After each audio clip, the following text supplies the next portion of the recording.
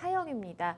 연쇄살인마 권재찬의 사형 선고라는 주제에 선정해봤는데요. 평소 알고 지낸 여성을 살해한 뒤에 공범마저 살해한 권재찬이 1심에서 사형을 선고받았네요. 예, 권재찬의 경우 강도 살인, 사체 유기 등의 혐의를 받고 있고요. 네. 검찰에서도 사형을 구형한 바 있습니다. 그쵸. 그런데 사실 재판부에서 사형을 내리는 경우가 그렇게 많지는 않은데 인천지법 형사 15부에서 지난 23일 권재찬에게 사형을 선고했습니다. 재판부의 판결 내용 요약을 해보면 일단 범행 동기 경위에 참작할 만한 사정이 전혀 없다. 그리고 미리 범행 도구를 준비하고 목적과 의도에 따라 피해자를 살해한다.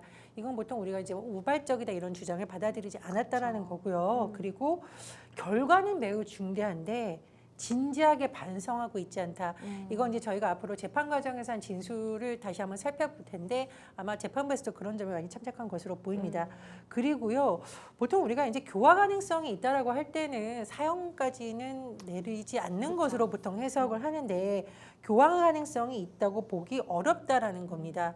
반복적으로 범죄를 저질러 왔다라는 거 지난 범죄 경력을 보면 우리가 볼 수 있고요. 네.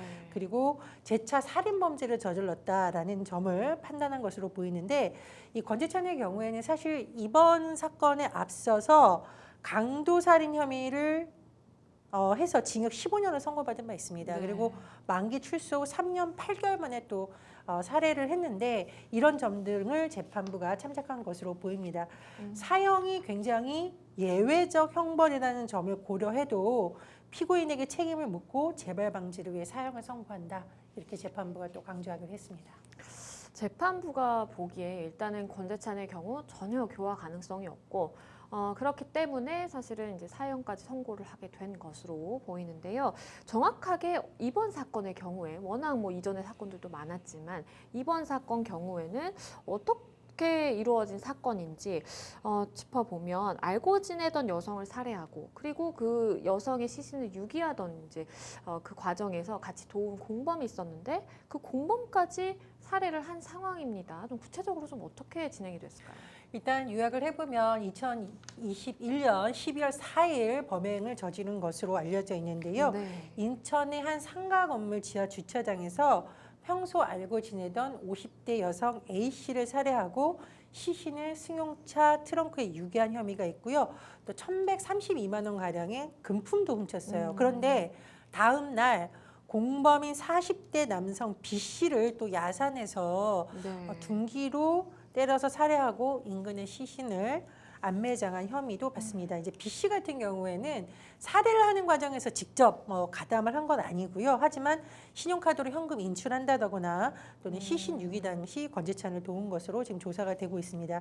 그런데 지금 검찰이 공소사실에서 밝혀진 내용을 한번 요약을 해주면 권재찬이 도박으로 생긴 빚이 있었다고 해요. 한 9천만 원 정도였다고 하는데 이걸 변제하지 못하니까 사기죄로 고소를 당했습니다. 그러다 보니 신용불량자였고 굉장히 경제적으로 어려웠는데 이 50대 여성을 보고서 돈이 있는 것 같다라고 해서 굉장히 오래 알고 있다기보다는 좀 의도적으로 접근한 것으로 검찰은 파악하고 있고요. 네. 범행 하루 전에 병원에서 수면제를 처방을 받았습니다. 그래서 이 50대 여성을 만나서 음료에다가 수면제를 타 먹이고 폭행하고 체크카드 비밀번호를 알아냈습니다. 그 이후에 목졸라서 살해하고 다이아몬드 반지 같은 거 금품 훔쳐가지고 도망을 가려고 했었고 또 이제 시체 유기 과정에서 제가 말씀드렸듯이 이 50대 남성 채권자를 유인한 거예요. 근데 이 사람에게는 200만 원 빚 갚겠다라고 하면서 이 사람에게 돈 인출하게 하는 것도 시키고 여러 가지 했었는데 야산으로 이 사람과 같이 유인을 했는데 이 남성이 112에 신고하겠다라고 하자 아마 또 살해를 하고 또 이제 좀 구덩이에 시신을 숨겼다고 지금 검찰에서 파악을 하고 있습니다. 근데 권재찬이 특수절도 미수, 위험운전치상, 음주운전, 살인 다 인정했는데 강도 혐의를 부인했다고 해요. 피해자를 살해했지만 강도 목적은 아니었다라고 하는데 그래서 제가 아까 판결 말씀드렸듯이 그런 부분이 잘 받아들여지지 않은 것으로 보이고요. 네. 이 권재찬이라는 이름 우리가 지금 실명 얘기하고 있잖아요. 네, 그렇죠. 그냥 하는 것이 아닙니다. 사실 경찰에서 신상공개위원회 같은 거 열고 네. 범죄의 잔혹성이라든가 여러 가지 검토해서 지금 실명까지 공개된 상황입니다. 구속 당시에 적용된 죄가 이제 살인뿐만이 아니다라고 많은 분들이 알고 계실 것 같은데요. 구체적으로 다른 어떤 혐의들이 있었을까요? 예, 뭐 살인, 강도살인, 사체유기 등 5개 혐의로 송치가 되긴 했었는데 검찰이 확인해 보니까 기존에 다른 사건도 있었다는 거예요. 네. 예를 들어서 이 권재찬이 이 사건이 발생하기 이전에 술에 취해서 음주운전을 한 적이 있다라고 합니다. 그래서 차량을 들이받아서 운전자 등을 다치게 한 혐의로 수사를 받은 것으로 확인이 돼서 도로교통법상 음주운전, 특정범죄 가중처벌상 위험운전 치상 2개 혐의도 포함이 됐다라고 하고요. 또 이외에 여러 가지 혐의가 적용이 됐다라고 합니다. 그리고 지금 살펴보니까요, 제가 이제 말씀을 드렸는데 도대체 이 A 씨와 B 씨 살해당한 여성과 남성을 어떻게 알게 됐을까도 네. 지금 이제 점점 알려지고 있는데 제가 말씀드렸듯이 과거에도 징역형을 살았잖아요. 그렇죠. 뭐 출소한 이후에 출소 지역에서 오프라인 모험을 통해서 약간 어. 접근을 했다. 일단 좀 친분을 쌓고 네. 특히 이제 피해를 당한 여성 같은 경우에는 좀 금전적으로 여유가 있다라고 생각을 해서 굉장히 의도적으로 접근한 것으로 지금 알려지고 있습니다. 그리고 지금 계속 추가 범죄에 대한 보도가 나오고 있는데 절도 범행을 한 것으로도 드러나고 있다고 하는데 5월, 8월, 그러니까 지난해죠. 인천 지역 공사장에서 전선을 훔치는 것으로 비롯해서 2차례 절도 범행을 하기도 한 것으로 드러났다고 합니다. 다양한 범죄 혐의들을 가지고 있고, 그리고 제 기억으로는 그때 당시에 이제 언론에 이 사건이 알려지고 취재진들이 다가갔을 때도 굉장히 좀 반사회적인 그런 모습을 좀 보였던 것으로 기억을 하는데요. 이번 선고 전에 지난달에 진행된 검찰 신문에서 권재찬의 답변이 오락가락해서 굉장히 좀 혼선을 빚었다고 하네요. 이런 걸 이제 횡설수설한다 그러잖아요. 질문에 대한 답을 하는 것이 아니라 네. 이 얘기했다가 저 얘기했다가 혹은 현실적으로 좀 이게 현실적으로 불가능한 얘기를 한다던가 네. 그런 진술이 있었다고 합니다. 결심 공판에서 검찰이 신문에 대해서 뭐 지인이랑 을왕리로 갔다 뭐 미리 옮기면 들키니까 안 되니까 일단 횡설수설하고요. 그리고 도대체 구체적인 범행 수법과 관련해서 이제 검찰이 계속 질문하니까 네. 기억이 나질 않는다라고 구체적인 진술을 회피했다는 거예요. 그리고 이게 왜 그럴까라고 언론에서 추정하기에는 이게 계획 범행이냐 아니냐를 좀 가릴 수 있는 요소니까 혹시 그런 걸 의도해 두고 한 것인가? 네. 아니면 정말로 이 사람이 약간 반세아적 성향이나 정신적으로 문제가 있는지에 대해서도 좀 혼선이 있는 부분이긴 하는데 뭐 그러게요. 계속 기억이 안 난다라던가 이렇게 답을 많이 했다라고 해요. 또 뭐 망치를 구입한 이유 이런 것을 물었어도 기억이 나지 않는다라고 했다고 해요. 제가 말씀드렸듯이 여성을 폭행한 다음에 비밀번호 미리 알아냈다고 네. 했잖아요. 이 벽면에다가 이 피해 여성의 계좌 비밀번호를 적은 것과 관련해서 물었더니 누나가 비밀번호를 알려주고 물건을 사오라고 해서다. 이것도 무슨 말인지 그리고 건망증이 심해서 적어놨다 이렇게 얘기를 했다라는 거예요. 근데 사실 이거는 좀 현실적으로 말이 안 되는 그렇죠. 얘기고 또 검찰이 막 질문했더니 뭐 CCTV에 다 있지 않냐 뭐 이렇게 오히려 또 항변하는 듯 말도 했다라고 해요. 그리고 피해자의 갈비뼈 골장을 등 골절사 등이 발견됐다라고 하니까 뼈가 골절이 돼요? 라고 오히려 또 막 반문하는 모습을 보였다고 하는데 계속 본인은 그러니까 우발적 범행이다 이렇게 주장을 하고요. 또 이런 사건이 발생한 것이 마치 피해자가 된 것처럼 그러니까 피해자가 이런 행동을 해서 내가 짜증을 내고 화가 났다라고 피해자에게 마치 잘못이 있냐 떠미는 듯한 모습을 또 보였다고 합니다. 이 권재찬 같은 경우에 사실은 관련 뭐 이전에도 범죄를 저질렀던 적이 있었고 징역형까지 살다가 이제 나왔기 때문에 이런 형사 절차들을 굉장히 여러 번 겪어봤을 것으로 좀 보입니다. 그렇기 때문에 본인이 어떻게 진술을 하면 이게 어떻게 받아들여지고 또 어떻게 해야 어느 정도의 시간을 지연시킬 수 있고 이런 것들에 대해서 굉장히 좀 잘 예측할 수 있지 않았을까라는 생각을 좀 개인적으로 해보고요. 작년에 권재찬이 검거에 송치가 됐을 때 공범에게 누명을 씌우려고 했다고 하네요. 그렇죠. 지금 현재 검찰이 파악한 바로는 이 사망한 공범 B 씨 남성의 경우에는 네. 범행에 즉 살해는 직접 가담한 것이 아니라 뭐 그렇죠. 돈을 인출하거나 시신을 옮기거나 이렇게 가담을 했던 것으로 알려지고 있는데 그런데 권 씨가 검거 직후에 뭐라고 주장을 했냐면은 공범이 여성을 죽였다. 그러니까 주 범죄를 이 마치 공범에게 뒤집어 씌우는 것처럼 얘기를 했는데 애초에 이런 것을 염두에 두고 혹시 한 것이 아니냐 그러게요. 뭐 이런 추론이 나오기도 했습니다. 그리고요 제가 이제 앞으로 쭉 설명을 드릴 텐데 우리가 이 사건을 통해서 좀 여러 가지 문제를 짚을 텐데 네. 이제 뭐 변호사님 질문 주시면 설명을 하겠지만 이 사람이 이번이 첫 살인이 아니잖아요. 그쵸. 그 전 살인을 통해서 우리가 범죄자 관리 허점 같은 것도 한번 짚어볼 필요가 있다는 지적도 나오고 있습니다. 네. 방금 평론가님께서도 이제 말씀을 해주셨는데 사실 작년에 권재찬이 검거가 되고 검찰에 송치될 때쯤에 원래는 사실 살인 전력이 있어서 이제 우범자로 지정이 됐는데 대상자에서 해제가 됐다라는 내용이 알려지면서 아니 출소자 관리 어떻게 되는 것이냐 살인 전력이 있는 사람인데 왜 대상자에서 빠지게 되고 그렇기 때문에 우리가 관리 소홀로 인해서 이렇게 또 피해자가 생긴 거 아니냐라는 또 비판의 목소리도 있더라고요. 그러니까 이거 시점을 좀 잘 보셔야 됩니다. 음. 권재찬이 예전에 살인을 했던 시점이 2003년이고요. 네.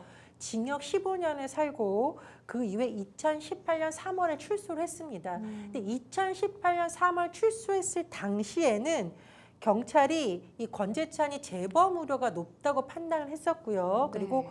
우범자로 분류를 했습니다. 그래서 3개월에 한 번 정도 음. 주소지 같은 정보를 수집을 했다라고 해요. 그런데 중요한 좀 일이 있었는데 2021년 1월에 경찰에서 두 가지가 지금 바뀌었습니다. 이 사안과 네. 관련해서 일단은 정보 수집 대상 범죄를 9개에서 7개로 축소했고요. 더 중요한 거 강력 범죄 출소자에 대한 정보 수집 기간이 있을 거 아니에요. 네. 그 기간을 예전에 5년에서 2년으로 줄였습니다. 그럼 어떻게 되냐면은 권재찬 같은 경우에는 예전 것을 그대로 적용하면 2023년 2월까지 적용이 되는데 그렇죠. 5년에서 2년으로 줄었잖아요. 네. 그러니까 2020년 2월로 이게 종료가 돼버린 겁니다. 그래서 요 간극이 생기면서 허점이 발생한 것으로 보이고요. 뭐 여러 가지 경찰 입장에선 할 수 있는 건 했다라고 하지만 사실 시스템적으로 추가 범행을 막기에는 맞습니다. 너무 좀 부실했다. 그리고 현장에 또 경찰들도 한계가 있는 제도적인 허점이 있었다는 지적이 나오고 있습니다. 실제로 권재찬이 보면 연쇄살인에 앞서서도 절도라던가 이렇게 한 범죄를 한 적이 있었잖아요. 그래서 이 문제를 우리가 이런 흉악범이 있었구나라고 할 것이 아니라 이런 흉악범 관리를 어떻게 해야 되는 건지 우범자, 재범 가능성이 높은 사람들에 대해서 어느 정도까지 우리가 인권적인 요소와 범죄 예방 요소의 관리를 어떻게 좀 적합을 시켜야 되는지 또 다른 과제를 보여주는 사건이기도 했습니다. 특히 살인 전과가 있는 이런 우범자의 경우에는 조금 더 촘촘하게 관리를 하는 게 좀 필요하지 않을까라는 생각도 들고요. 작년에 이제 말씀을 주셨지만 강력사건 범죄자 정보 수집 기간이라든지 아니면 그 범죄 대상이라든지 대폭 이제 축소가 있었다라고 좀 표현을 해야 될 것 같아요. 근데 이 부분에 대해서 평론가님께서는 좀 개인적으로 어떤 견해를 갖고 계실까요? 근데 저는 이게 왜냐하면 이제 우리가 경찰 인력의 한계도 그렇고 여러 가지 그쵸. 시스템상 무조건 늘린다고 또 과연 제대로 되겠느냐라는 의문점이 있긴 합니다만 이번 사건을 봤을 때 적어도 살인에 대해서 재범 가능성이 높은 인물들에 대한 기간은 좀 다시 신중하게 검토를 해봐야 된다 이런 그러게요. 생각이 들고요. 두 번째로 이제 아동 성범죄나 이런 것처럼 재범률이 매우 높은 어떤 범죄를 이렇게 전문가들이 구분을 하고 있거든요. 네. 그 부분에 대해서는 뭐 등급을 조금 세분화한다든가 어떻게 하는지 좀 구체적인 논의가 있어야지 단순히 한 측면만 보고 이렇게 결론 내리는 것이 조금 성급하다는 느낌이 듭니다. 그래서 이번 사건을 계기로 이 부분에 대해서도 좀 체계적인 점검이 이루어져야 되고요. 또 하나 이런 문제가 있어요. 제가 경찰분들 상대로 좀 취재를 해보면 다 좋은데 인력이 없는 상황에서 맞아요. 이게 과연 효율적으로 되느냐는 문제제기가 있거든요. 그러니까 사실은 이런 제도를 논할 때는 현장에서 이것을 실제로 수행할 수 있는 경찰 인력이 충분하냐, 지원이 충분히 되느냐, 예산 지원이 되느냐를 같이 따져봐야 됩니다. 그래서 만약에 국회 차원이라던가 경찰 차원에서 이런 문제가 좀 논의가 된다면 현장에서 뒷받침돼야 되는 제도적인 다른 부분도 같이 맞물려서 좀 진행이 됐으면 하는 바람입니다. 맞습니다. 평론가님께서 말씀을 해주신 것처럼 사실 이렇게 어쨌든 그 대상 범위를 축소하고자 하는 그 발단을 좀 되짚어 올라가다 보면 결국에는 이게 인력 부족으로 인해서 이렇게 하는 게 좀 너무 무리다. 그리고 관련된 물론 데이터들을 참고해서 이렇게 변경을 했을 것이라고 봅니다. 이렇게 범죄 대상만 뭐 늘어나고 우리가 기간만 놀린다고 해서 정말로 이제 우범자가 잘 관리가 되는 것이 아니다라는 뭐 인과관계까지 다 따져서 물론 이렇게 변경을 했겠지만 간혹가다 이렇게 권재찬 같이 극악무도한 살인자가 갑자기 이렇게 기간을 바꿈으로써 공백이 생겨서 이렇게 툭 튀어나올 수가 있는 부분까지도 조금 세심하게 고려를 한다면 결국에는 인력 충원과 동시에 우리가 그 대상 범위를 좀 재설정해야 되는 거 아닌가라는 생각도 듭니다. 권재찬의 경우 평론가님께서 말씀해 주신 것처럼 이제 신상 공개가 됐는데 이제 마스크를 쓰고 계속해서 이제 등장을 했었죠. 근데 취재진이 그래서 신상 공개됐다 이름을 이제 부르면서 마스크 좀 벗어달라라고 하는데 거부를 했어요. 보통 이제 신상 공개 결정되면은요 검찰에 넘어갈 때 그 단계에서 언론을 통해서 신상을 공개를 그렇죠. 하는데 마스크를 쓰고 이제 권재찬이 나타났어요. 그래서 마스크 벗어주세요라고 취재진이 했지만 죄송하다라고 하면서도 끝까지 취재진 요구는 거부했다라고 합니다. 근데 사실 이런 일이 많죠 주변에서 보면. 그래서 많죠. 일각에서는 신상 공개 그런 무슨 의미가 있냐라고 하지만 또 일각에서는 그렇다고 강제로 카메라 앞에서 그런 마스크를 그렇죠. 벗게 해야 되냐 뭐 이런 논란이 지금 계속되고 있는 상황입니다. 근데 사실 예전에 그 전 남편 살해 혐의로 검거된 고유정 그렇죠. 경우에도 신상 공개 결정이 됐었는데 그때는 왜 머리카락이 마스크다 해서 그렇죠. 예, 다 얼굴 가리는 행동을 했었거든요. 네. 신상 공개 확정됐는데 이런 행동을 범죄자가 했다. 이건 법적인 문제는 없는 건가요? 이게 평론가님 말씀 주신 것처럼 법적으로 뭐 머리를 묶어라라든지 아니면 마스크 벗어라라든지 이렇게 하기는 좀 어려운 측면이 있어요. 근데 그 대신 이제 이름도 공개가 되고 그리고 언론 보도 보시면 아시겠지만 이렇게 증명사진 같이 이 얼굴을 구별할 수 있는 어쨌든 뭐 사진이 공개되기는 합니다. 그래서 일부 범죄자들 같은 경우에는 예전에는 사실은 그냥 모자 푹 눌러쓰고 이제 그렇게 이제 등장을 하는 게 최선이기는 했었는데 요즘에는 이제 코로나 때문에 사실 마스크를 다 또 착용을 하고 있다 보니까 굳이 벗지 않게 되는 일도 좀 생기는 것 같아요. 근데 법적으로 뭔가 취재진들 앞에서 언론 앞에서 얼굴을 다 공개를 해야 된다 이런 부분까지는 없기 때문에 사실 말씀 주신 것처럼 좀 논란의 여지가 있다라고 봐야 되겠습니다. 예, 그런데 이번 사형 선고 일단 1심 판결이잖아요. 만약에 권재찬이 항소한다 그러면 무기징역으로 감형될 가능성도 있는 건가요? 이게 일반적으로는 사실 1심에서 이제 사형 선고되더라도 항소심이라든지 이제 대법원까지 가서 사실 일단 항소심에서 감형이 되고 그게 대법원까지 이제 가서 확정이 되는 그런 경우가 좀 많다라고 볼 수 있을 것 같아요. 왜냐하면 대법원까지 가서 확정이 됐던 사건은 2016년에 있었던 사건 말고는 지금까지는 없거든요. 그런데 권재찬의 경우에는 그 재판부 앞에서의 그 재판을 받는 태도가 굉장히 나빴다라고 합니다. 왜냐하면 이제 뭐 마지막에 최후 진술을 할 수 있는 기회를 줬는데도 불구하고 뭐 맘대로 해라라고 이제 진술을 했다라는 내용이 보도가 되는 걸 보면 재판부 입장에서도 굉장히 좀 죄질도 나쁘고 괘씸하고 전혀 교화 가능성이 없다라고 봤던 것 같아요. 그래서 항소심에 가서도 이러한 태도를 유지한다면 재판부가 감형을 해주고 싶어도 반성을 하는 모습이 없고 개전의 정이 없으면 사실 재판부 입장에서도 어떻게 할 수 없는 부분이 있는 거거든요. 그래서 일단은 권재찬의 태도 변화가 없다라고 한다면 항소심도 굉장히 좀 나쁘게 죄질이 나쁘게 볼 수 있다라고도 말씀을 드리겠고요. 근데 다만 뭐 변호인의 조언에 의해서 뭐 반성문을 제출한다라든지 뭐 가족들이 탄원서를 제출을 한다라든지 그러면 양형 요소에서 조금의 변화는 좀 있을 수도 있겠다라는 말씀을 드리겠습니다. 그런데 이제 사형제 찬반과 관련했을 때도 항상 나오는 얘기긴 한데 실제로 제도적으로는 사형제도는 있다. 그쵸. 그러나 현장에서 집행을 거의 하지 않는다. 그래서 이 문제를 다시 여기에 적용을 해본다면 사형이 선고되고 계속 유지가 된다 하더라도 실제로는 집행을 안 하니까 하죠. 무슨 차이가 있느냐 이렇게 좀 궁금해하시는 분들이 있을 것도 같은데요. 네. 차이가 있는가요? 아니면 실제로는 없다고 봐야 되나요? 이게 사실은 이제 많은 분들이 생각하시는 게 사형 선고를 받되 우리가 집행을 안 하니까 그러면 결국에는 이제 무기징역과 똑같다라고 보실 수도 있는데 가석방에 대한 이제 조항을 보면 대상이 사형 선고를 받은 사람은 가석방이 대상이 되지 않습니다. 그렇기 때문에 사실은 사형 선고를 재판부가 내린다라는 것은 정말로 사형을 집행하겠다라는 의지로 내리는 게 아니라 이 사람을 이 사회에서 영원히 격리시키겠다라는 의도로 가석방 절대로 허용할 수 없다라는 의도로 사실은